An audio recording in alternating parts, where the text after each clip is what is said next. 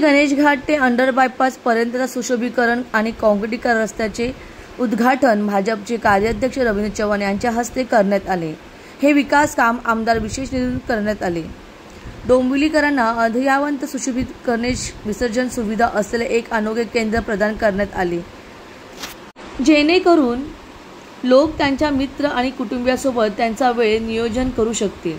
या उद्घाटन प्रसंगी भाजप राज्य अनुसूचित जाती महासचिव शशिकांत कांबळे, डोंबिवली पश्चिम मंडळाचे अध्यक्ष समीर चिटणीस, भाजपा कल्याण जिल्हा महासचिव नंदू परब, भाजपा डोंबिवली पश्चिम मंडळाचे उपाध्यक्ष कृष्णा पाटील, रसिका कृष्णा पाटील यांच्यासह अनेक मान्यवर आणि कार्यकर्ते, नागरिक मोठ्या संख्येने यावेळी उपस्थित होते।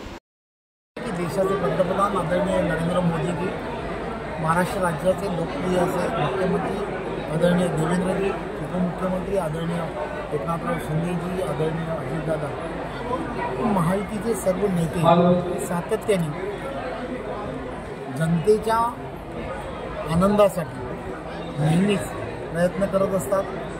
24 तासापैकी 18 तास सर्व मंडळी लोकसेवेसाठी आणि सर्वांसाठी काम करताना मोठ्या प्रमाणामध्ये तुम्हाला आम्हाला सर्वांना दिसतात। कष्टकरी असेल, शेतकरी असेल, समाजातील प्रत्येक घटकाच्या असणाऱ्या समस्या सोडवण्यासाठी ते कटिबद्ध आहेत, हेही वारंवार त्यांनी पटवून दिलं आहे।